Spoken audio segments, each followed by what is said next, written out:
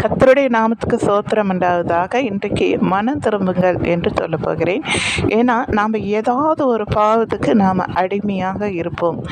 நீங்கள் நன்றாக யோசித்து பாருங்கள். அதை நாம் விட்டுவிடணும் என்று நினைப்போம், ஆனால் விட்டுவிடாமல் அதையே பற்றி கொண்டு இருப்போம். எனக்கு அன்பானவர்களை, ஒரு நாள் வரும், நாம் இந்த பூமியில் இருக்கவே மாட்டோம். அதுக்கு பிறகு நாம் மனம் திரும்பணும் நினைச்சாலும் அது முடியாத காரியம். மன்னிப்பு கேட்டாலும் அது முடியாத காரியம்.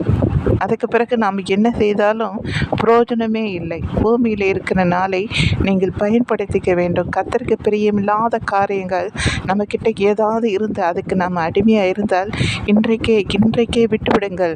நாளை ஒரு நாள் இல்லவே இல்லை. பிள்ளைகளே, மகனை மறுபடியும் சொல்கிறேன், நாளை ஒரு நாள் இல்லவே இல்லை. ஆண்டவர் சொல்கிறார், இன்றே இப்பொழுதே இரட்சணை நாள். இப்பொழுது நான் பேசிக்கொண்டே இருக்கேன் பார்த்தீங்களா? இந்த நேரத்திலே நீங்கள் உங்கள் பாவங்களை உணர்ந்து அதை அறிக்கை செய்து, ஆண்டவரை நான் விட்டு விடுகிறேன் என்று சொல்லி ஆண்டவர்கிட்ட உங்களை ஒப்பு கொடுங்கள்.